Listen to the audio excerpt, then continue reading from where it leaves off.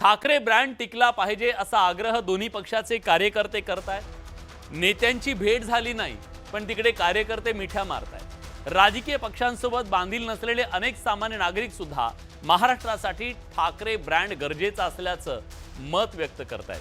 त्यामुळे महाराष्ट्राच्या राजकारणात ठाकरे ब्रँड नेमका आहे तरी काय, ज्याची सध्या राजकीय वर्तुळात जोरदार चर्चा आहे। बघू।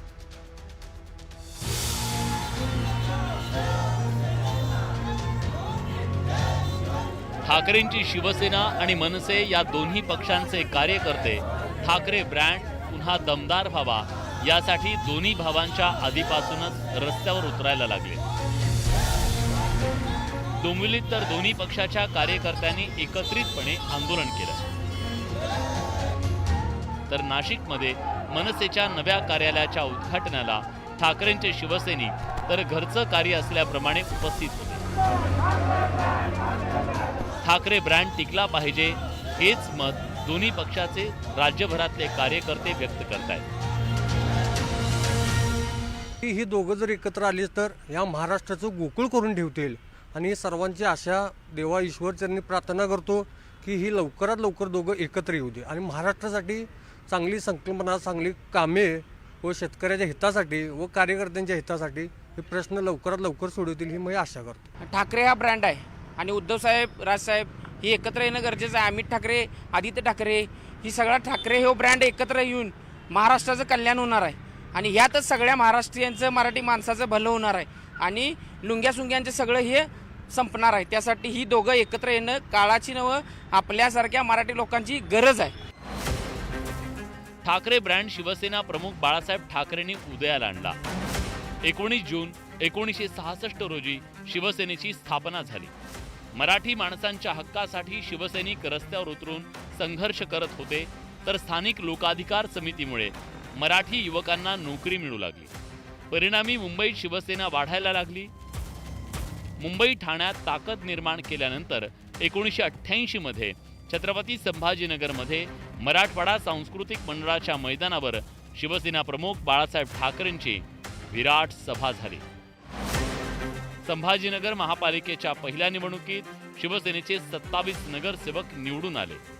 त्यानंतर शिवसेनेचा मराठवाड्यात झपाट्यानं विस्तार झाला, तर 1990च्या विधानसभा निवडणुकीत शिवसेनेचे 42 आमदार निवडून आले। त्यानंतर 1992 साली उसळलेल्या दंगली, 93 मध्ये मुंबईत झालेले बॉम्बस्फोट या पार्श्वभूमीवर शिवसेनेनेही त्यांचं हिंदुत्व आक्रमक केलं। 1995च्या निवडणुकीत शिवसेना प्रमुखांनी केलेल्या झंझावाती प्रचाराला यश आलं। शिवसेनेचे 75 आमदार निवडून आले आणि पहिल्यांदाच राज्यात युतीच्या रूपानं गैर काँग्रेसी सरकार सत्तेत आलं। बडे नेते, संस्था, पैसा हे काहीही हाती नसताना बाळासाहेब ठाकरेंनी राजकीय चमत्कार केला। सामान्य शिवसैनिकांना सत्तेत बसवण्याची किमया बाळासाहेब ठाकरेंनी केली आणि त्यामुळे ठाकरे ब्रँडचा दबदबा निर्माण झाला। या सगळ्या राजकीय जडणघडणीत महाराष्ट्रात शिवसेना आणि ठाकरे हे समीकरण बनलं। तसंच राज्याच्या राजकारणात ठाकरे केवळ आडनाव नाही, तर तो एक राजकीय ब्रँड बनला। जमलेल्या माझ्या तमाम हिंदू बांधवांनो, भगिनींनो, मातांनो, शिवसेना प्रमुख बाळासाहेब ठाकरेंचा ठाकरे ब्रँड तब्बल 5 दशकं तळपत होता। मात्र ठाकरे ब्रँडला अनेकदा तडेही गेले। शिवसेनेच्या आजवरच्या इतिहासावर नजर टाकल्यास त्याची आपल्याला प्रचिती येते। छगन भुजबळ, गणेश नाईक, नारायण राणे यांनी शिवसेनेची साथ सोडली। राज ठाकरेंनी शिवसेना सोडत मनसेची स्थापना केली। शिवसेना नाव आणि धनुष्यबाण चिन्ह एकनाथ शिंदेंना देण्याचा निर्णय निवडणूक आयोगाने दिला होता, त्यामुळे ठाकरे ब्रँडला मोठा तडा गेला। मागील वर्षी झालेल्या विधानसभा निवडणुकीत ठाकरेंच्या शिवसेनेला 20 जागा मिळाल्या, तर राज ठाकरेंच्या मनसेला एकही जागा मिळाली नव्हती। त्यामुळे ठाकरे ब्रँडवर प्रश्नचिन्ह निर्माण झालं होतं। त्यामुळे मनसे अध्यक्ष राज ठाकरे यांनीही ठाकरे ब्रँड संपणार नाही असं वक्तव्य केलं होतं। राज ठाकरे, उद्धव ठाकरेंना जे ठाकरे ब्रँड बाबत वाटतं तेच सामान्यांनाही वाटतंय। ठाकरे ब्रँडच्या दबदब्यासाठी दोन्ही भावांनी एकत्र यावं अशी मागणी केली जातेय. त्यामागची कारणंही तशीच आहे. गेल्या वर्षभरात राज्यात अनेक ठिकाणी परप्रांतीयांची मुजोरी वाढल्याच्या घटना समोर आल्या. ठाकरे ब्रँड कमजोर झाल्यानं अन्याय वाढल्याची भावना मराठी माणसांच्या मनात निर्माण झाली आहे. त्यामुळे बहुसंख्य मराठी माणसं ठाकरे ब्रँडसाठी दोन्ही भावांनी एकत्र यावं म्हणून आग्रही आहेत. आता जनतेच्या मनात जे आहे ते प्रत्यक्षात होऊन ठाकरे ब्रँड पुन्हा तळपेल का हे लवकरच स्पष्ट होईल. संतोष गोरे, न्यूज 18 लोकमत, मुंबई. मंडळी, असं म्हणतात, पाण्यात काठी मारल्यानं पाणी तुटत नाही, ते पुन्हा जुळून येतं. असंच काहीसं रक्ताच्या नात्याचं असतं. ठाकरे कुटुंबाबद्दल असंच काहीसं घडतंय का? हे असं वाटण्याचं कारण आहे उद्धव ठाकरेंचं एक वक्तव्य. ते आज म्हणाले, जे महाराष्ट्राच्या मनात आहे ते होणार. त्यांना प्रश्न होता राज ठाकरेंसोबतच्या युतीचा. उद्धव ठाकरे एवढ्यावरच थांबले नाही. ते म्हणाले, आता संदेश नाही, थेट बातमी देणार. खरं तर त्यांचं हे वाक्यच एक बातमी आहे. उद्धव ठाकरे त्यांच्या नेहमीच्या शैलीत थोडंसं कोड्यात बोलले हे खरं आहे, पण त्यांना काय म्हणायचंय हे ओळखायला राजकीय विश्लेषकाची गरज नाही. त्यांनी एका वाक्यात त्यांच्या समर्थकांना, विरोधकांना, मित्रांना, राजकीय विश्लेषकांना आणि त्यांच्या मतदारांना सगळ्यांना क्लिअर कट मेसेज दिला. राजकारणात काहीही अशक्य नाही आणि राजकारण इतकं चंचलही काही नाही असं म्हणतात ते उगाच नाही.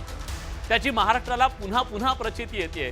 जे संजय राऊत राज ठाकरेंच्या शिवतीर्थला कॅफे म्हणून ट्रोल करायचे, ते संजय राऊत आता शिवतीर्थ आपलं घर असल्याचं म्हणतायत. त्यांचा हा यू टर्न महाराष्ट्राच्या राजकारणातला टर्निंग पॉइंट ठरू शकतो. हा टर्न महाराष्ट्राच्या राजकारणात एक नवा पर्याय देऊ शकतो. हा टर्न महाराष्ट्राच्या राजकारणातील अस्तित्वात असलेल्या आघाड्यांना तोडू मोडू शकतो. अनेकांची मतांची गणित सुद्धा बिघडवू शकतो. सध्या तरी महाराष्ट्राच्या राजकारणात या यू टर्ननं राजकीय वादळ उठवलंय, राजकीय धुरळा उडालाय. त्यात अनेक शक्यतांसह अनेक प्रश्न सुद्धा आहेत. प्रश्न आहे, ठाकरे बंधूंचं खरोखरच मनोमिलन ठरलंय का? ठरलं तर मग कोडी का घातली जात आहे? थेट का बोललं जात नाहीये? दोघे एकमेकांकडे चालताना तर दिसत आहेत, पण पुढे का जात नाहीये? ट्रेडमिलवर चालावं तसं का होत आहे? खरं तर भाऊ म्हणून सुखदुःखात सोबत येणं वेगळं आणि राजकारण म्हणून दोन नेत्यांचं एकत्र येणं वेगळं. दोन तलवारी एका मॅनात राहणं तसं अवघड असतं. त्यामुळे दोघांच्या मनोमिलनात काही अडसर आहेत का? मग काही अटी शर्थी आहेत का?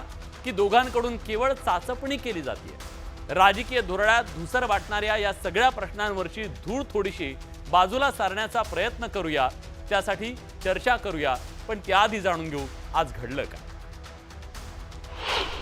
राज आणि उद्धव ठाकरेंची युती दृष्टीपथात, जे महाराष्ट्राच्या जनतेच्या मनात आहे ते होईल. ठाकरे प्रेमींची इच्छा पूर्ण होणार. संदेश कशाला, मी बातमीच देईन ना तुम्हाला. 2 दशकांनी दोघे भाऊ एकत्र येणार. माझ्याकडे शिवसैनिकांच्या मनात कुठेही संभ्रम नाही आणि जे काही त्यांचे सुद्धा सैनिक एकमेकाच्या आमच्या संपर्कात आहेत त्यांच्याही मनात संभ्रम नाही. ठाकरे बंधूंच्या युतीची ही ब्रेकिंग न्यूज लवकरात लवकर मिळण्यासाठी ठाकरे प्रेमींनी देव पाण्यात ठेवायला सुरुवात केलेली असेल. उद्धव ठाकरेंनी कार्यकर्त्यांच्या मनातली गोष्ट बोलून दाखवल्यानं अनेकांना आता ठाकरेंची युती दृष्टिक्षेपात आली असंच वाटू लागलं असेल. गेले 2 दिवस राज्याचं राजकारण ठाकरेंच्या युतीच्या बातम्यांनी व्यापून गेलंय. खरं तर काही दिवसांपासून ठाकरे बंधूंच्या टाळी आरोळीचे फक्त प्रयत्न सुरू होते, पण थेट कुणीच बोलत नव्हतं. त्यामुळे युतीवरनं ठाकरे ब्रदर्सची ग्रेट भेट कधी होणार याचीही प्रतीक्षा लांबत होती. या सगळ्या गोष्टींविषयी अनेकांची मनं तळ्यात मळ्यात असताना उद्धव ठाकरेंनी मात्र थेट मन की बात शेअर केली. मनसेकडून सांगितलं जात आहे की युतीचा प्रस्ताव पाठवा. जे महाराष्ट्राच्या जनतेच्या मनात आहे ते होईल. जे महाराष्ट्राच्या जनतेच्या मनात आहे ते होईल. ठाकरे महाराष्ट्राच्या राजकारणात कधीही आउटडेटेड न होणारा ब्रँड असल्यानं या बातम्यांमध्ये फक्त राजकारण्यांचाच नाही, माध्यमांना सुद्धा कमालीचा रस आहे. सिनियर ठाकरे एकमेकांसोबत राजकीय जवळीकीचा प्रयत्न करत असतानाच जनरेशन नेक्स्टचे प्रयत्नही लपून राहिले नाही. आदित्य उद्धव ठाकरे आणि अमित राज ठाकरे यांच्या कालपरवाच्या विधानांमुळे काहीतरी सकारात्मक घडतंय याचाही अंदाज बांधला जाऊ लागला. आम्ही आमच्याकडून प्रतिसाद दिलेला आहे. आमची भावना हीच आहे की मराठी माणसासाठी असेल, महाराष्ट्रासाठी असेल, महाराष्ट्राच्या हितासाठी असेल, जर कोणी सोबत यायला तयार असेल तर आम्ही त्यांना सोबत घेऊन महाराष्ट्र हितासाठी लढत राहू. पहिली गोष्ट आपण ही पाहिली असेल, काल परवाकडे आमचे दीपेश म्हात्रे आणि त्यांनी तिकडचे राजू पाटीलजी या दोघांनी तर एकत्र आंदोलन केलेलं आहे. लोकांच्या मनात काय आहे हे आपल्याला माहिती आहे. आमचं मन साफ आहे. जे कोणी महाराष्ट्र हितासाठी कुठचाही पक्ष असो, कुठचाही नेता असो, आमच्या सोबत यायला तयार आहे. आम्ही महाराष्ट्र हितासाठी एकत्र येऊन लढू. माझी भूमिका एवढंच आहे, तुम्ही जे दोन भाऊ बोलताय, मला वाटतं त्या दोन भावांनी बोललं पाहिजे. आम्ही खाली बोलून काही फरक पडणार नाही आहे. मला काही इश्यू नाही दोन भाऊ एकत्र येणार. पण मी 2014-17 बघितलं आहे. 2014-17 सोडा मी कोविड काळात बघितलं आहे, जिकडे मला वाटतं उद्धवजी मुख्यमंत्री होते. राजसाहेबांनी तेव्हा उद्धवजींना पहिला फोन केलेला की हे भीषण एक आजार आला आहे आपल्यावर, त्याच्यामुळे कुठचंही सरकार असो आपण त्यांची साथ दिली पाहिजे. आणि मी अनेकदा बघितलं हे फोन कॉल. तो मला वाटतं त्यांची इच्छा असेल तर त्यांनी फोन करावा. हे मीडियासमोर बोलून किंवा वर्तमानपत्रात बोलून काही अशा युत्या होत नाही. या सगळ्या घडामोडींमध्ये संजय राऊतांनी ठाकरे बंधूंच्या संवादाबद्दल एक विधान केलं आणि अनेकांना विचार करायला भाग पडलं. बघा, ही जी मुलं आहेत सगळी त्यांच्या जन्माच्या आधीपासून हे दोन भाऊ आहेत ना. मी त्या दोघांनाही पाहिलंय. आणि जाहीरपणे तर आता मी 10 मिनिटांनी राज ठाकरे यांना फोन करतोय किंवा 10 मिनिटांनी उद्धव ठाकरेंना फोन करतोय असं समाज काय सोशल मीडियावर सांगून तर कोणी एकमेकांना फोन करत नाही. काय सांगावं, फोन झाले सुद्धा असतील. एकीकडे दोघे भाऊ एकमेकांना साथ घालत असताना दुसरीकडे स्थानिक पातळीवर कार्यकर्त्यांनी सुद्धा मनोमिलनाची तयारी दर्शवली आहे. त्यामुळे नेत्यांसोबत कार्यकर्त्यांचाही पॅचअप मोड ऑन झाल्याचं चित्र आहे. आमची सर्व शिवसैनिकांची कळकळीची विनंती आहे उद्धव साहेबांना की आज जर हे जे राजकारणात चिखल झालेलं आहे, जर हे सुरळीत आणि सुसंस्कृत महाराष्ट्र घडवायचा असेल तर दोघं ठाकरे बंधू राजसाहेब असतील, उद्धव साहेब असतील यांनी एकत्र येणं ही काळाची गरज झालेली आहे. आज जी काही प्रतिमा भेट दिली आहे, हिंदुत्व अधिक ठाकरे आणि बरोबर महाराष्ट्र, हे समीकरण जर घडलं तर निश्चितच ह्या महाराष्ट्रामध्ये ठाकरे ब्रँडच चालणार.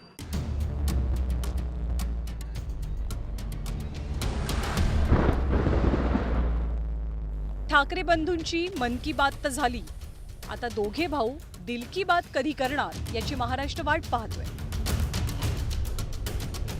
कारण ठाकरेंचं एकमेकांसोबतचं नातं जितकं हळवं आहे तितकीच त्या नात्याला गेल्या काही वर्षातल्या राजकीय कटुतेची किनार सुद्धा आहे. ही कटुता दूर करण्याचा आजवर अनेकदा प्रयत्न झालाय, पण यश काही मिळालं नाही. सध्या दोघे भाऊ आपापल्या राजकीय अस्तित्वासाठी झगडतात. सध्या उद्धव ठाकरेंकडे ना शिवसेनेचं नाव आहे ना चिन्ह. तसंच लोकसभेचा अपवाद वगळता त्यांना विधानसभेत अपेक्षित यश मिळवता आलं नाही. तर दुसरीकडे या दोनही निवडणुकांमध्ये राज ठाकरेंच्या हाती काहीच लागलं नाही. त्यामुळे आजच्या घडीला शिवतीर्थ आणि मातोश्रीच्या मनोमिलनाची हीच ती वेळ अशी अनेकांची भावना आहे. ठाकरे बंधू एकत्र येणं ही काळाची गरज आहे. दोन्ही बंधू एकत्र आल्याच्या नंतर कधी फायदाच नाही. जर त्यांनी एकत्र काम केलं तर फायदाच होईल.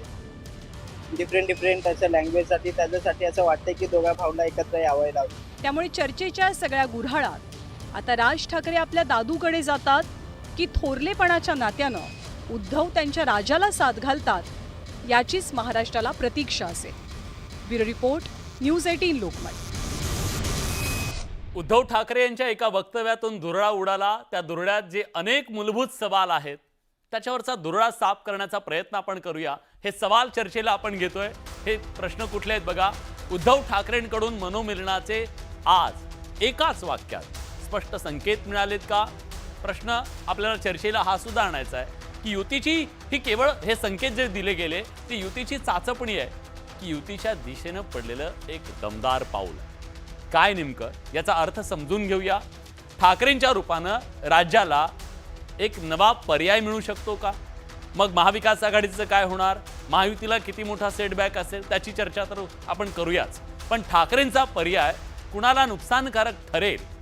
खरंच तो गेम चेंजर ठरेल का, महाराष्ट्राच्या राजकारणाला टर्निंग पॉईंट ठरेल का, याची चर्चा आपण करू. ठाकरे एकत्र आल्यास मवियाचं विसर्जन होऊ शकेल का? कारण आज चंद्रकांत खैरे तर म्हणतायत तिथं काही ताळमेळच नाही. याचा अर्थ काय समजून घेऊ आणि त्याच्यासाठी आपल्यासोबत मान्यवर पाहुणे आहेत. या चर्चेत सहभागी होण्यासाठी स्टुडिओत माझ्यासोबत न्यूज 18 लोकमतचे संपादक मंदार फणसे सर आहेत. सर, स्वागत आहे तुमचं. आपल्यासोबत मनसेचे नेते प्रकाश महाजन सर जोडले गेलेले आहेत. महाजन सर, स्वागत आहे तुमचं. भाजपचे नेते आमदार प्रवीण दरेकर जे आहेत, त्यांची वेगळी ओळख करून द्यायची गरज नाही आहे, कारण ते मनसेवासी सुद्धा राहिलेले आहेत. त्यामुळे त्यांचं आजचं बोलणं महत्त्वाचं आहे. शिवसेना उद्धव बाळासाहेब ठाकरे पक्षाचे नेते वैभव नाईक सुद्धा या चर्चेत सहभागी होत आहेत आणि राष्ट्रवादी शरदचंद्र पवार पक्षाच्या नेत्या विद्याताई चव्हाण या चर्चेत सहभागी होत आहेत. ताई, तुमचं सुद्धा स्वागत आहे. पण या चर्चेची सुरुवात मला करायची आहे मनसेकडून. प्रकाश महाजन सर, आज उद्धव ठाकरेजी एकच वाक्य बोलले, त्या वाक्यातून तुम्ही काय घेतलं, तुमच्यापर्यंत काय पोहोचलं?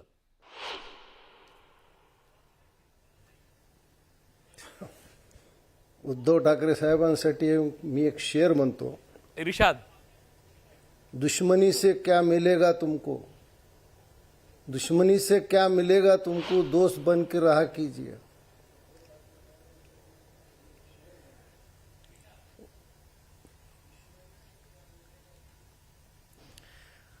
आज उद्धव साहेबांनी जे वक्तव्य केलं ते थोडं आशादायी आहे. आमच्याकडे सर्वस्व निर्णय राजसाहेब घेतील, पण आमचं आजही असं म्हणणं आहे की प्रसार माध्यमापुढे उद्धव साहेबांनी जी वक्तव्य केली ती थोडी आशादायक जरी असली तरी समाधानकारक नाही आहेत. बरं. कारण पूर्व अनुभव पाहता त्यांच्या मनातलं ते बोलले नाहीत. आणि मी नेहमी म्हणतो की इतके दिवस भाजप बरोबर काढले, पण युती करण्यासाठी काय खस्ता खावा लागतात एवढं जरी ते भाजपकडून शिकले असते तर फार बरं झालं असतं. मीडियात बोलून महाराष्ट्राच्या मनात काय आहे, महाराष्ट्राच्या मनात तर बरंच काही होतं, कधी तुम्ही ओळखलं नाही ते. तुमच्या मनात काय ते सांगा. मी तर उद्धव साहेबांना खरंच आवाहन करेन, तुमच्या मनात खरंच जर राजसाहेबाला भेटायचं आहे आणि योग्य ते प्रस्ताव द्यायचा आहे ना, तर शिवाजी पार्कवर बाळासाहेबांच्या समाधी पुढे उभा राहून हे वाक्य बोला तुम्ही. बर. अपेक्षा तुमच्या जास्त आहे, थेट मागणी हवी आहे, थेट प्रस्ताव हवाय, हे स्पष्ट होतंय तुमच्या बोलण्यातनं. मला वैभव नाईकांना विचारू देत. मीडियात बोलून याला काही होत नसतं. बर. मीडियातून अशा गोष्टी होत नसतात, हे त्यांनाही माहिती ना आम्हालाही माहिती. ठीक आहे. मीडियात नाही, पण पडद्याच्या मागे काय काय घडते हे तुम्ही कुठं आम्हाला सांगत असता. पडद्यामागे बरंच काय घडत असतं. संजय राऊत आज म्हणाले फोन झाले असतील, आता ते तुम्ही सांगणार नाहीत, हा भाग वेगळा. वैभव नाईक आपल्या सोबत आहेत. वैभवजी, कोड्यात बोलणं ही त्यांची शैली जरी असेल समजा, तरी आज थेट मेसेज अधिक दिला असता, हो आम्ही सोबत जातोय, का तो दिला गेला नाही? तुमच्यापर्यंत काय मेसेज आला या सगळ्यातनं? आता आपण बघितलं असाल की दोन्ही ठाकरे बंधू एकत्र येणार हे आज काय ठरत नाही, तर गेल्या 2-3 महिन्यामध्ये प्रक्रिया सुरू आहे. मग काही कार्यकर्त्यांचा दबाव असेल, लोकांचा दबाव असेल, किंवा महाराष्ट्रामध्ये जो मगाशी काही लोकांनी उल्लेख केला की राजकारणात चिखल झालाय, त्यामधले कुठे दबाव असेल, अशा सगळ्या गोष्टी या एकत्र येण्यास कारणीभूत हळूहळू ठरत आहेत. आणि आज उद्धवजींनी स्पष्टपणे सांगितलंय की ते त्या दृष्टीने एक पाऊल पुढे चालले आहेत. निश्चितपणे ही युती होईल अशी आम्हाला अपेक्षा आहे आणि झाली पाहिजे महाराष्ट्र हितासाठी.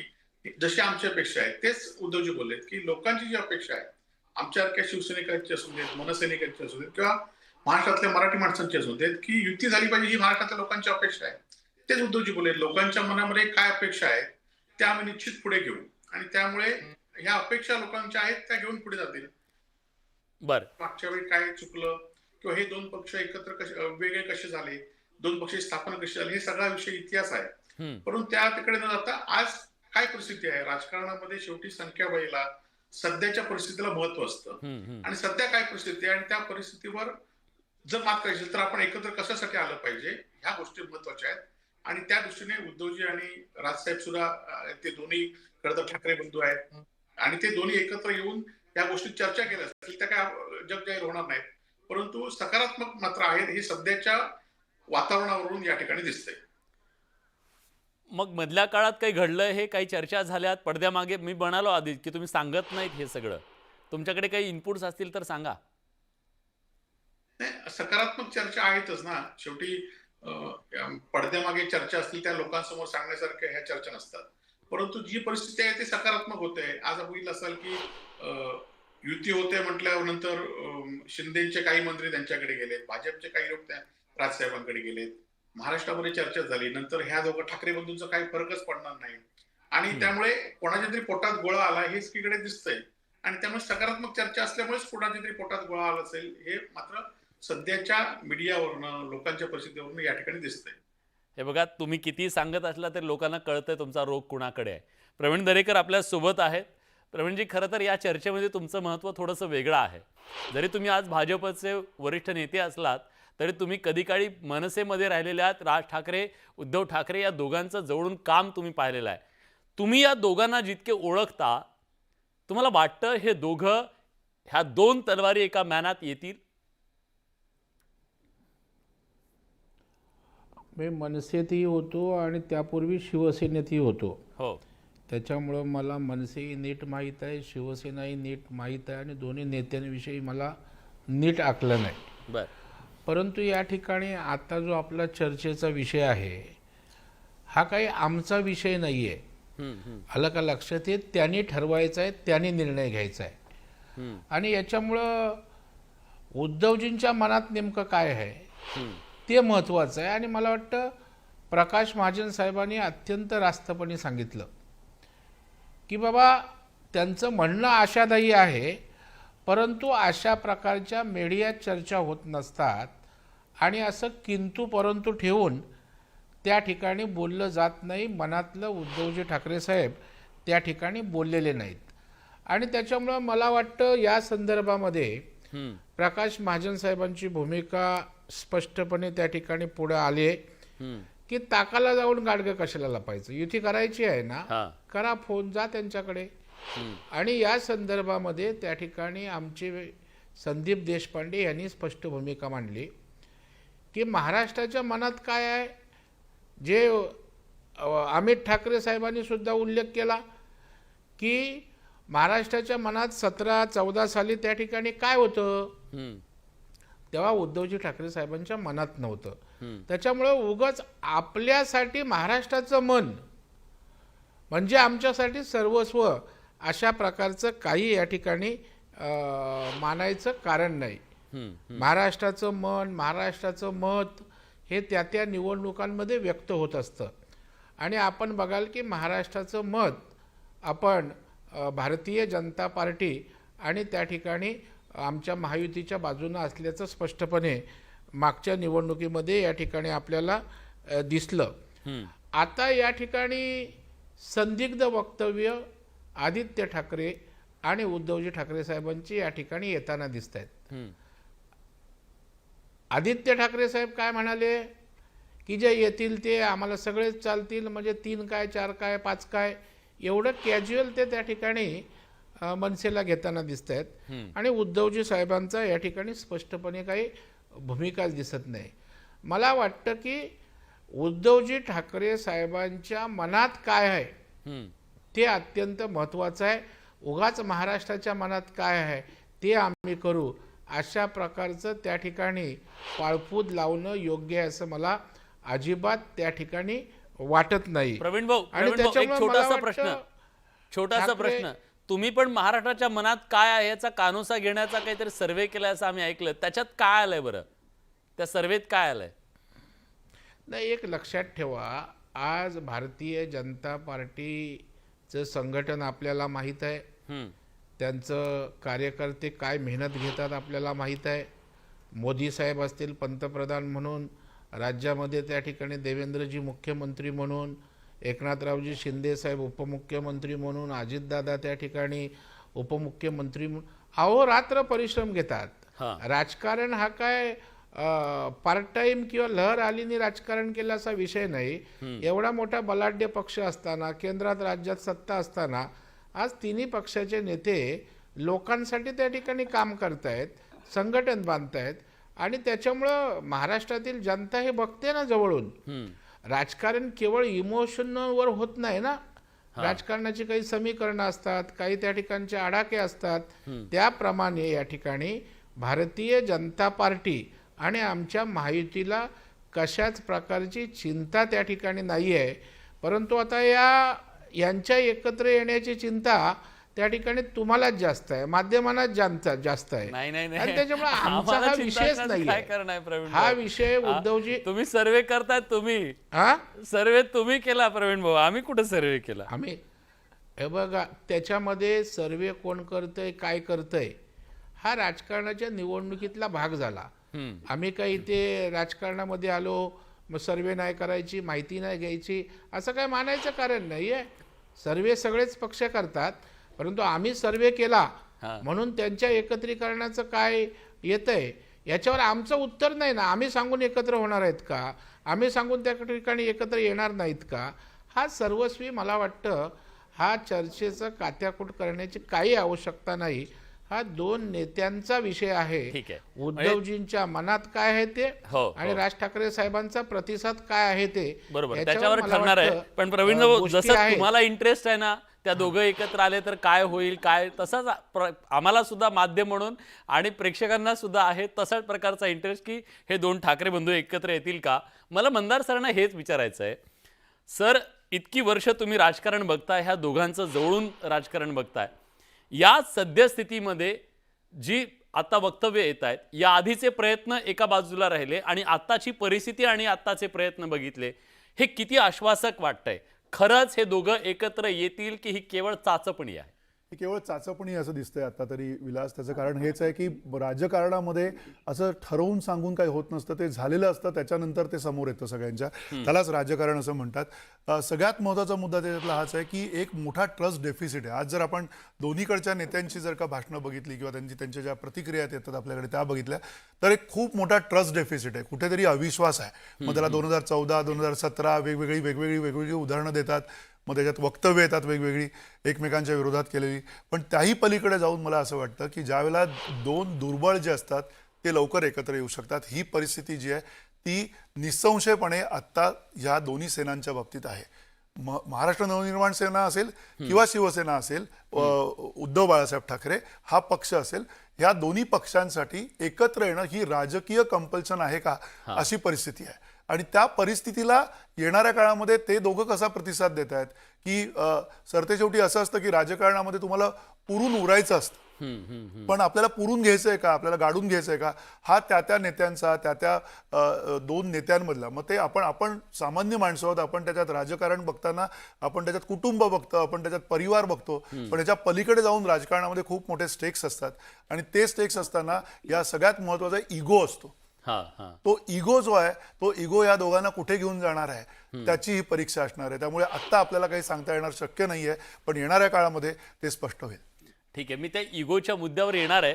पण या सगळ्यामध्ये आज एक महत्त्वाचं वक्तव्य आलं. दुपारी न्यूज 18 लोकमतशी चंद्रकांत खैरे यांनी संवाद साधला आणि ते असं म्हणाले की जर हे दोन ठाकरे एकत्र आले तर महाराष्ट्राला एक नवा पर्याय ते देऊ शकतात. आधी तो बाईट ऐकूया, महाराष्ट्रात काय घडतंय हे बघूया, काय घडू पाहतंय हे बघूया, आणि नंतर मला त्याच्याबद्दलचा महाविकास आघाडीला प्रश्न विचारायचा आहे. आधी खैरे काय म्हणाले ऐकूया. महाविकास आघाडीमध्ये सुद्धा आता पाहा ना तुम्ही, पवारसाहेब परवाच्या मिटिंगला गेले नाही, संजय राऊत साहेब गेले होते, तिथे पण काही कोणाचा काही ताळमेळ दिसत नाही. परंतु प्रत्यक्षात इथे सुद्धा त्या काय महायुतीमध्ये सुद्धा काही ताळमेळ दिसत नाही. म्हणजे एकनाथ शिंदे साहेबांचं तोंड असतं बारीक, त्याच्यानंतर मग ते तिकडे असे काय बोलतात, मग हे रोग त्यांच्यावर बोलतात आणि नंतर त्यांच्या मनातले आता भारतीय जनता पार्टीमधले अनेक जण त्या ठिकाणी नाराज आहेत. ह्या सगळ्या गोष्टी पाहिल्या तर लोकांना हे वाटतं की इथे सुद्धा काही अलबेल आहे आणि इथे पण अलबेल आहे. त्यापेक्षा कोणताही परिस्थिती त्या ठिकाणी दोघं भाऊ एकत्र आले तर महाराष्ट्राचं कल्याण. विद्याताई, ऐकलं तुम्ही ते काय म्हणाले?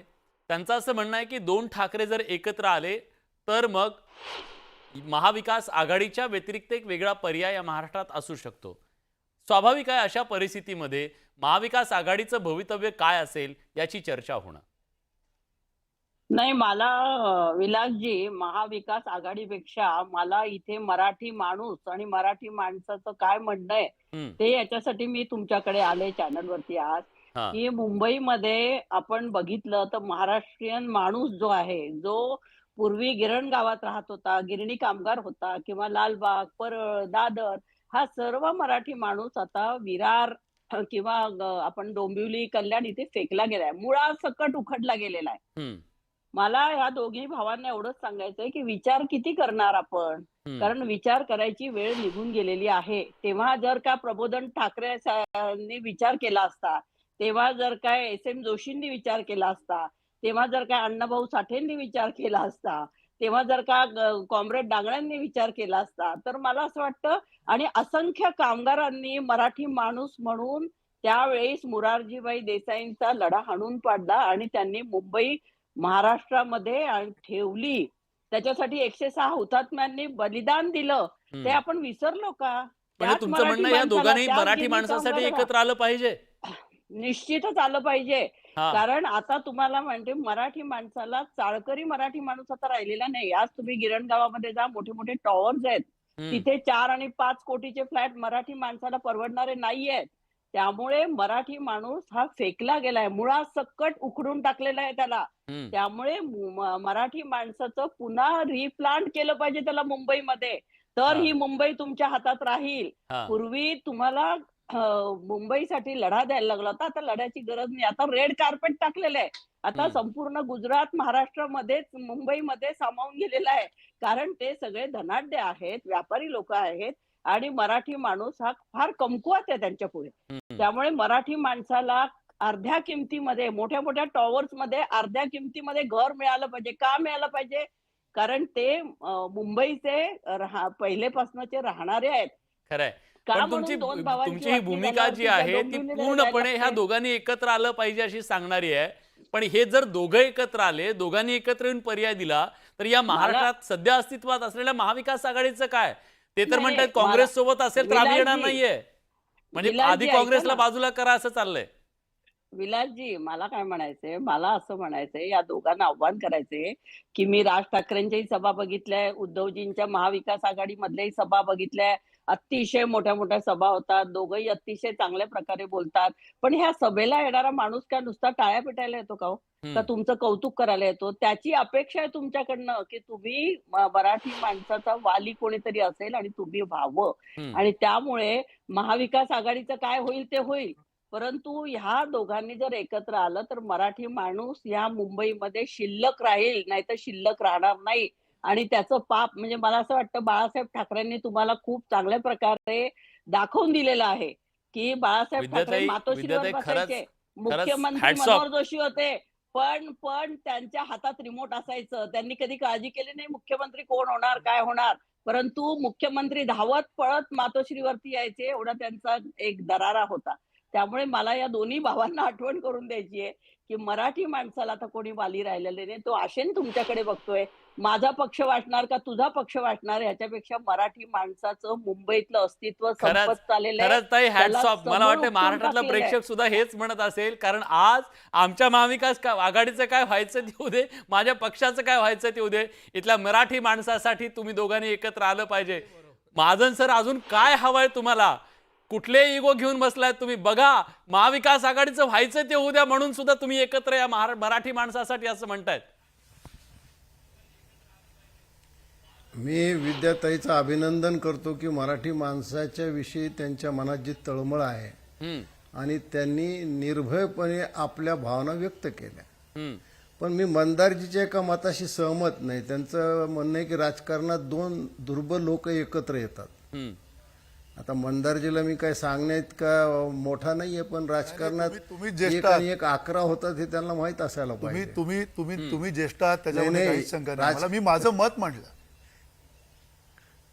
तुमचं काय म्हणणं आहे? की आम्ही दुर्बल आहोत, म्हणजे मी माझ्या पक्षाविषयी म्हणू शकतो की आम्ही जर दुर्बल आहोत. निवडणुकीच्या राजकारणामध्ये निश्चित दुर्बल झालेले आहात. निवडणुकीच्या राजकारणामध्ये त्याच्यावरती पण आपण वेगळा डिबेट करू शकतो. मी निवडणुकीच्या राजकारणात हे पहा, हे तर स्फटिका इतकं स्वच्छ आहे, त्याला कुणी डिनाय करण्याचं काही कारण नाहीये.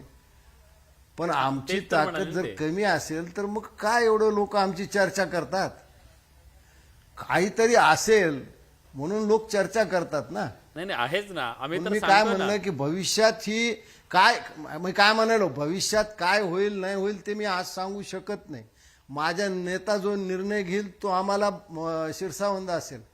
पण आज भविष्यात यांची युती झाली तर काय कुणाकुणाच्या पोटात गोळा उठू शकतो? कुणाच्या उठतोय सांगा ना. तेच दिसायला तुम्ही लागलंय असं आडपडद्यात का बोलताय? उद्धव ठाकरेंना म्हणतात तुम्ही इकडून तिकडून बोलताय. नाही, आडपडद्यात- तुम्ही आडपडद्यांनी बोलताय. कुणाच्या पोटात कुणाला काय दुखायची आवश्यकता आहे? कुणाच्या पोटात दुखतंय? हे पहा, जर हे दोन भाऊ एकत्र आले त्याचा निश्चित परिणाम स्थानिक स्वराज्य संस्थेच्या निवडणुकीत होणार आहे. हे सूर्यप्रकाश इतकं स्पष्ट आहे.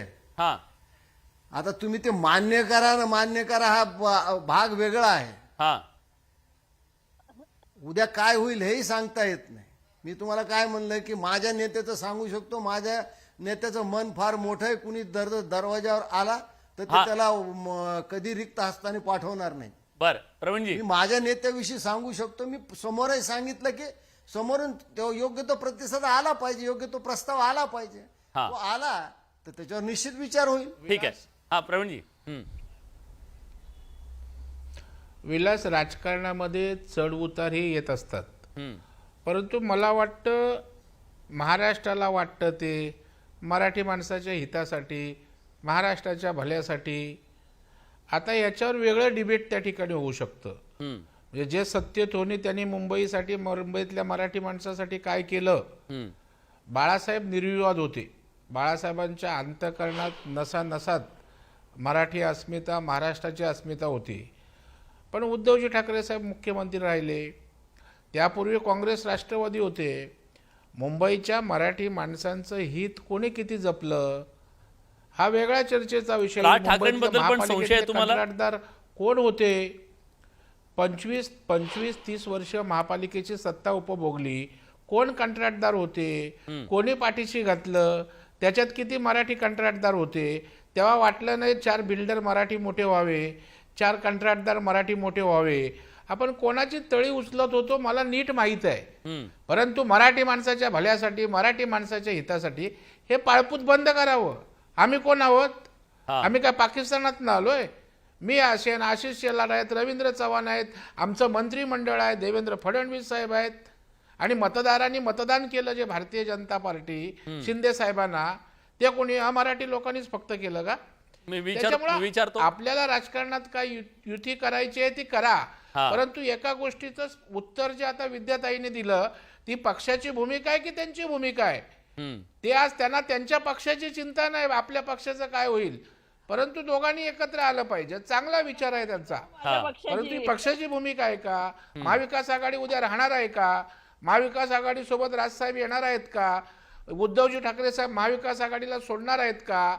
शेवटी बाळासाहेब ठाकरे हा केवळ ब्रँड नाही, तो विचार होता. विचार, हिंदुत्ववादी विचारावर बाळासाहेबांनी शिवसेना उभा केली. तुम्ही काँग्रेसच्या वळसणीला गेलात आणि म्हणून शिंदे साहेबांनी तो विचार नेला. त्या विचाराने शिंदे साहेबांना मतदान लोकसभेत पण केलं आणि त्या ठिकाणी विधानसभेत पण केलं. त्याच्यामुळे मराठी माणूस याच्या भोवती आपलं राजकारणाची पोळी नका भाजू. प्रकाश महाजनजी, पटते तुम्हाला हे? राजकारणामध्ये गरज असते, राजकारणामध्ये ऍडजस्टमेंट असते, युत्या आघाड्या होत असतात, त्याच्यावर आपण बोलू. ठीक आहे, महाजन सरांचं काय म्हणणं ऐकू देत आणि नंतर नाईकजींना पण विचारतो. माणसाला वाटतं महाराष्ट्राच्या मनात आहे. महाजन सर, काय दरेकरांच्या ह्याच्यावर मी प्रतिक्रिया देऊ? हो, प्रश्नांकित करतायत ना तुमच्या भूमिकेला. तुमची मराठीची जी भूमिका आतापर्यंत राहिली आहे त्या भूमिकेवरच भलं मोठं प्रश्नचिन्ह ते निर्माण करतायत. तुम्हाला बोलावं लागेल ना. मी मनसेच्या भूमिकेवर नाही केलं आणि मनसेने अशा प्रकारची भूमिका पण मांडलेली नाही. तेच तर म्हणाय. बरं, वैभव नाईक, तेच म्हणायलो ते वैभव नाईक एकदम हे निश्चितपणे मी सांगतोय की दरेकर साहेबांनी जे सांगितलं की मराठी माणसाला आज का वाटतंय, विद्याताई चव्हाणांसारख्या की आपण मगाशी मराठी माणसांच्या मुंबईतल्या प्रतिक्रिया दाखवल्या, त्यामध्ये लोकांना का वाटतं की हे दोन भाऊ एकत्र आले पाहिजेत, मराठी एकत्र पाहिजे. हे निवडणुकीपुरतं राहिलं नाही. निवडणुकीमध्ये निकाल लागला, दरेकर साहेबांनी सांगितलं निकाल त्यांच्या बाजूने लागला. पाकिस्तानात आले होते काय? निलेश राणेंना प्रचंड मतदान झालं, ते आपल्या मराठमोळ्या कोकणातल्याच माणसांनी केलं ना. नाही तो जो कोकणातला माणूस मुंबईत आलाय, मुंबईतून चाकरमानी म्हणून जातो, त्याचं आत्मपरीक्षण करा ना जरा. निवडणुकीचा निकाल आम्ही स्वीकारलाय. आता निवडणुकीनंतर हे काय चाललंय की आज मराठी माणसांना मराठीत बोललं तर मारहाण होते.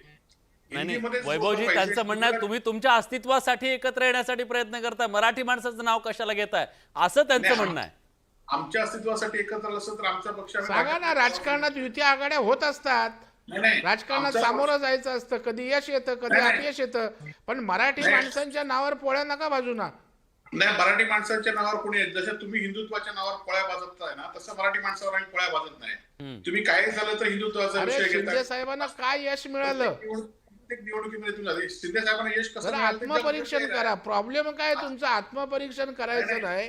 बाळासाहेब अल्टिमेट होते, त्यामुळे बाळासाहेबांसारखं तुम्ही आता जर समजायला गेलात. आत्मपरीक्षण दरेकर साहेब तुम्ही केलं पाहिजे की तुम्ही 10 वर्ष भाजपमध्ये आहात, परंतु आता तुमच्या वाटलेले लोढा असतील, इतर जे आता मुख्यमंत्र्यांबरोबर फिरतायत ते आता अमराठी माणसं कशी पुढे गेली त्याचं आत्मपरीक्षण तुम्ही करा. आत्मपरीक्षण आम्ही करायची गरज नाही. आत्मपरीक्षण अरे पण तुम्ही त्याच्यावर लोढाचं नाव घेतलं, आशिष शेलारचं का नाही घेत? आणि सोयीचा तेवढा घेतो ना तुम्ही लोढा, सोयीचा लोढा. आशिष शेलार दोडका. आज मुंबईमध्ये किती आमदार अमराठी झाले आहेत? ज्या 36 आमदारांमध्ये किती माणसं सगळे आमदार मराठी आहेत. एकात दुसरा 2-3 अपवाद शोधले सगळे मराठी आहेत. जरा अभ्यास कच्चा आहे तुमचा. नानासाहेब जोशींनी स्वतः सांगितलं संघाचे 80% आमदार मराठी आहेत. एक जण गुजराती अमराठी भाषिक आहेत, तिथे मराठी आमदार आहेत. पण प्रवीण भाऊ एक गोष्ट प्रामाणिकपणे मला सांगा, प्रामाणिकपणे सांगा, जर हे 2 ठाकरे एकत्र आले तर मराठी मतांची बेगमी हे सोबत घेऊन जाऊ शकतात, याची धास्ती तुमच्या मनात आहे की नाही? आहे, त्यांच्या मनात आहे, त्यांच्या दिसते, कृतीवर पण दिसते. नाही, मला त्यांना विचारू द्या. बघा, मला विचारलाय प्रश्न, माझ्या मनात समजायला वैभव नाईक काय अंतर्यामी नाही आहेत किंवा माझ्या मनात काय चाललंय. एक लक्षात ठेवा, राजकारणामध्ये प्रत्येक जण आपला पक्ष, आपली मतं, एकत्रीकरण, युती आघाड्यात करत असतं. आणि भारतीय जनता पार्टीचा इतिहास 2 खासदारांपासून आज एवढं यश मिळवलंय, त्याच्यामुळे घाबरून धास्ती अशा प्रकारे नियोजनबद्ध हा पक्ष आहे आणि तो काम करत असतो, संघटन, लोक, आणि त्याच्यामुळे धास्ती बिस्ती हा विषय भारतीय जनता पार्टीसाठी काल नव्हता, आज नाही आणि उद्याही नसणार आहे. पण नियोजन चुकलं, नियोजन चुकलं असं वाटत नाही? तुमचं नियोजन चुकलंय असं वाटत नाही? तुमचं नियोजन चुकलं नाही? नियोजन चुकलेलं नाहीये. अहो, तुम्ही भेटीगाठी घेतल्या, खिचडी खाल्ली, चहा घेतला, सगळं केलं, आता लग्न दुसऱ्यासोबत होतंय. दर्जा कोणी दिला विलास? मराठी भाषेला अभिजात दर्जा कोणी दिला?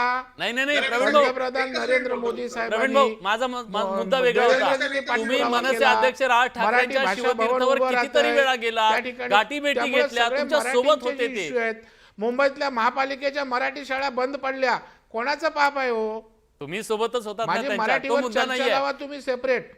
आपण त्याच्यावर वेगळी चर्चा करू. प्रवीण भाऊ, तुमचं राजकारण नका करू. बर वैभवजी, मी येतो, थांबा, मला एक प्रश्न विचारू द्या त्यांना. मला एक प्रश्न त्यांना विचारू द्या. प्रवीण भाऊ, दरेकर साहेबांनी जे सांगितलं ना की बरोबर आहे की भारतीय जनता पार्टी खालपासून वरपर्यंत 2 खासदारांनंतर सत्तेपर्यंत आली, परंतु प्रकाश महाजनांनी 2 दिवसापूर्वी एक स्टेटमेंट दिलं होतं की गोपीनाथ मुंडेंच्या स्मृती दिनानिमित्त की भारतीय जनता पार्टीचे कार्यकर्ते चळवळीतनं वरती येत होते आणि आता कार्यकर्ते कसे येत आहेत. हा खरं तर मगाशी त्यांनी सांगितलं की भारतीय जनता पार्टी सगळेच पक्ष खालपासून वर येतात, परंतु आता भारतीय जनता पार्टी खालपासून येत नाही, तर झालेले कार्यकर्ते, तयार झालेले कार्यकर्ते घेऊन ते येत आहेत, एवढंच मला सांगायचं होतं. ठीक आहे प्रवीण भाऊ. मला वाटतं वैभव नाईक, तुम्ही दुसऱ्या पक्षाची चिंता जास्त करायला लागल्यात. तुम्ही भाजपची करताय, विद्याताई उभाटाची करतायत, स्वतःच्या पक्षाची चिंता एवढी केली ना तर मला बरं वाटेल. त्याच्यामुळे तुम्हाला काय झालं माहीत आहे की त्या पावण्याच्या काठीने साप मारायचं तशी संधी मिळते का, एवढंच तुम्ही बघताय. आज आपल्या पक्षाची अवस्था काय, पक्ष संघटन कसं झालंय याचं सोडून आमचे आदर्श, आमचे घ्या ना आदर्श. मुंडे साहेबांचा आदर्श, मुंडे साहेबांचा लोकाभिमुख कसे झाले, मुंडेसाहेब दिवस रात्र काम करत होते, पार्ट टाइम त्या ठिकाणी काम करत नव्हते, ते त्या ठिकाणी आपले छंद जोपासत बसत नव्हते, अहोरात्र लोकांसाठी काम करत होते. करा ना ते. सोयीचं भाजपचं चांगुलपणा सांगताय ते घ्या, अंगीकारा ठीक आहे. जरा. विद्याताईंना काहीतरी बोलायचंय. हा विद्याताई. नाही, प्रवीण दरेकरजींना फारच आमच्या पक्षाची आणि महाविकास आघाडीची काळजी आहे. आमचे तिन्ही पक्ष एकदम सक्षम आहेत, काळजी करू नका. पण तुम्ही मला एक सांगा की राज ठाकरेंना किंवा मनसेला नेहमी नेहमी तुम्ही हिणवता की तुमच्याकडे एकही आमदार नाही, तुमच्याकडे एकही आमदार नाही. नाही ना, मग तुम्ही कशाला जाता त्यांच्याकडे? जाता ना तुम्ही, काहीतरी आहे म्हणूनच जाता ना तुम्ही. परंतु ह्या ठिकाणी मी कधीही राज्य, प्रांत, लिंग, भाषा, हिंदू, मुस्लिम धर्म हे मानलेलं नाही. खरा तो एकच ही धर्म, जगाला प्रेम अर्पावे, हा साने गुरुजींचा संदेश मांडणारे आम्ही लोक आहोत. आणि शरद पवार साहेबांनी नेहमी तळागाळातल्या लोकांसाठी कामं केलेली आहेत. त्यामुळे मुंबईमध्ये आदिवासी पाड्यांवर कसा बुलडोजर चालवला जातो, कोळीवाडे कसे उद्ध्वस्त होतात, मराठी माणसांच्या जमिनी जबरदस्तीने कशा मोठ्या मोठ्या बिल्डर्सला खाली करून दिल्या, गेले 30 वर्ष मी बघते. प्रवीण दरेकरांना चांगलं माहिती आहे. आणि त्या मराठी माणसाला न्याय मिळाला पाहिजे, ही माझी भूमिका आहे. आणि म्हणून मी म्हणते त्या भूमिकेच्या मला फक्त एक मुद्दा त्यांना विचारू देत. आमचा पक्ष कधीही नसणार आहे. एक मुद्दा. प्रवीण भाऊ, राज ठाकरे तुमच्या हातातून निसटलेत, तुमचं नियोजन चुकलंय, काहीतरी गडबड झाली आहे, या तथ्य आहे का? तुम्ही खूप प्रयत्न केले त्यांना सोबत घेण्याचे, पण निसटले हातातून असं वाटतं नाहीये. त्या निष्ठायला काय ती काय वस्तू आहे का? राज ठाकरे साहेब वस्तू आहे, ती पकडली, निसटली, राहिली. अरे राज ठाकरे एक स्वतंत्र व्यक्तिमत्व आहे, त्याने एक स्वतःची आयडेंटिटी आहे, एक विचारधारा आहे. आणि ते आम्ही पकडणं आणि आम्ही सोडणं एवढं तुम्ही सोपं घेता, याचंच मला आश्चर्य वाटतंय. त्यांना नेमकं समजत असतं, उमजत असतं, आणि ते त्यांचा योग्य निर्णय घ्यायला ते सक्षम आहेत. ठीक आहे. आम्ही पकडून ते राहतील आणि आम्ही सोडून जातील एवढं छोटं ते नेतृत्व नाही आहे. आणि मला विद्याताईंच्या याच्यावर स्पष्टीकरण द्यायचं आहे. घर बालिशपणासारखं त्यांच्या घरी आमका येतो तमका येतो. अहो, आदरातिथ्य करणं हे ठाकरे फॅमिलीचा संस्कार आहे. त्यांच्याकडे सगळ्या पक्षाचे लोक येतात. शेवटी राजकारण वेगळं आणि तुमचे कौटुंबिक संबंध वेगळे, हे जरा सांगा. पवार साहेबांकडून, अजितदादांकडून जरा काहीतरी घ्या. तेही सांगतात ना, आमचं राजकारण वेगळं आणि कुटुंब सगळं आम्ही एकत्र येतो. त्याच्यामुळे मला वाटतं चहा प्यायला आलं, जेवायला आलं म्हणजे राजकारणामध्ये झालं. वैयक्तिक नको. माझा वेळ संपलाय. मंदार सर, सध्याच्या या सगळ्या राजकीय परिस्थितीमध्ये जर हे दोन भाऊ एकत्र आले तर महाराष्ट्राच्या राजकारणाला एक नवा पर्याय मिळू शकतो का? त्याचे राजकीय परिणाम, दृश्य परिणाम आपल्याला काय दिसू शकतात? तो विलास, दोन गोष्टी महत्त्वाच्या आहेत. निवडणुकीचं राजकारण एका ठिकाणी आणि दुसरं म्हणजे लोकांच्या मनात चाललेलं राजकारण हे सतत चालू असतं आणि ते लोकांना काहीतरी हवं असतं आणि नेहमी सत्तेच्या विरोधात काहीतरी एक हवा तयार होत असते. त्या हवेला कोणतरी एक नेता हवा असतो. आत्ताच्या परिस्थितीमध्ये महाराष्ट्रामध्ये खूप मोठी पोकळी आहे आणि ही जी पोकळी आहे ती पोकळी कोण व्यापणार आहे त्याच्यातला सगळ्यात हा मोठा संघर्ष आहे. मला असं वाटतं की ही खूप मोठी संधी आहे. ही जी काही मोठी विरोधी पक्षाची जी पोकळी निर्माण झालेली आहे, कारण या आघाड्या युत्या तात्कालिक असतात आणि या आघाडी आणि युती या ह्याच्यातनं जो कोणी बाहेर पडू शकेल आणि एक नेतृत्व म्हणून उभं राहू शकेल त्या नेतृत्वाच्या अवतीभोवती लोक उभी राहतात. कारण सत्तेला सुद्धा सगळ्यांना खुश करणं हे शक्य नसतं, ते कदापिही शक्य नसतं. त्यामुळे सत्तेचा एक स्वतःचा एक पट असतो, सत्तेची एक स्वतःची एक आयुष्य असतं. ते आयुष्य पूर्णत्वाला गेल्यानंतर सत्ता बाजूला होते आणि विरोधी जो असतो तो त्या सत्तेच्या पुढे जातो आणि त्या सत्तेवरती बसतो. हे सर्वश्रुत आहे, सगळ्यांना माहिती आहे आणि ही प्रक्रिया महाराष्ट्रामध्ये आता चालू आहे. या प्रक्रियेमध्ये कोण पुढे जाईल? नवीनच कोणतरी उभा राहील का? की राज ठाकरे आणि उद्धव ठाकरे स्वतः जो ब्रँड म्हणून आपण म्हणतोय ठाकरे ब्रँड, ठाकरे हा संप्रदाय आहे, बाळासाहेब ठाकरे हा संप्रदाय आहे. सर्व पक्षांच्या वेगवेगळ्या कार्यकर्त्यांना आज आपण जेवढे पक्ष बघतोय, या 2 आघाड्या आणि 6 पक्ष जे बघतोय महाराष्ट्रामध्ये, त्या प्रत्येक पक्षाच्या शीर्षस्थानी शिवसेनेतनंच गेलेली लोक आहेत. ती लोक कोण आहेत? याचा अर्थ असा आहे की बाळासाहेब हा एक संप्रदाय होता आणि त्याही पलीकडे जाऊन प्रबोधनकार ठाकरे हा सुद्धा एक विचार आहे महाराष्ट्रामध्ये आणि तो महाराष्ट्रात जास्ती खोलवर रुजलेला विचार आहे. त्यामुळे ठाकरे ब्रँड या नावाने जे काही आता आपण जी काही चर्चा करतोय त्या चर्चेमध्ये सगळ्यात महत्त्वाचा मुद्दा आहे की निवडणुकीच्या राजकारणाच्या व्यतिरिक्त सुद्धा एक पोकळी असते, एक निर्वात पोकळी असते राजकारणामध्ये आणि समाज मनामध्ये, आणि त्या पोकळीमध्ये नेमकं काय घडतंय ती जर पूर्ण निर्वात झाली तर काहीतरी मोठी हानी होऊ शकते. आणि त्यासाठी हा सगळा प्रयत्न चालू आहे अशी आपण त्याच्यामधनं एक अंदाज बांधू शकतो. पण जसं मी मगाशी म्हटलं तसं राजकारण हे इगोवर चालतं आणि ते इगो जे आहेत ते इथून पुढे कुठल्या दिशेने जात आहेत, कुठल्या वळचणीला जात आहेत आणि त्याप्रमाणे हे राजकारण आकाराला येईल येणाऱ्या काळामध्ये, यात काही शंका नाही. अगदीच. आणि हे कुठल्या दिशेनं जात आहे यावर महाराष्ट्राची राजकीय दिशा सुद्धा ठरणार आहे आणि निश्चितपणे या वळणावर प्रत्येक जण जाणून घेण्याचा प्रयत्न करतोय की पुढे काय होणार आहे. खूप इंटरेस्टिंग अशा प्रकारची ही राजकीय परिस्थिती आहे, केवळ त्यांच्यासाठीच नाहीये तर बाकीच्या सगळ्यांसाठी सुद्धा. आज या चर्चेत आपण सगळेजण आलात, आपली भूमिका मांडलीत, त्याबद्दल सगळ्यांचे मनापासून आभार. बडे मुद्देच्या चर्चेत आपण इथं थांबत असताना प्रेक्षकांचा कौल काय आहे तो एकदा जाणून घेऊया. प्रेक्षकांचं मत आपल्यासाठी महत्त्वाचं आहे. प्रश्न होता, ठाकरेंनी मनोमिलनाचे स्पष्ट संकेत दिलेत का? वाक्य एक होतं, पण त्या एका वाक्यातून 91% लोकांना वाटतंय की होय, हे मनोमिलनाचे स्पष्ट संकेत दिले गेलेले आहेत. 9% लोकांनाही असं वाटतं. आता या संकेतांच्या पलीकडे जाऊन हे मनोमिलन होतं का? आणि मग दोन भाऊ नात्यात जसे एकत्र आले तसे राजकारणात येतात का? आणि दोन तलवारी एका मॅनात संसार कसा करतात हे पाहणंही तितकंच इंटरेस्टिंग असणार आहे. बडे मुद्देच्या चर्चेत आज आपण इथेच थांबतोय. पुन्हा भेटूया नव्या मुद्द्यासह. तुर्तास धन्यवाद.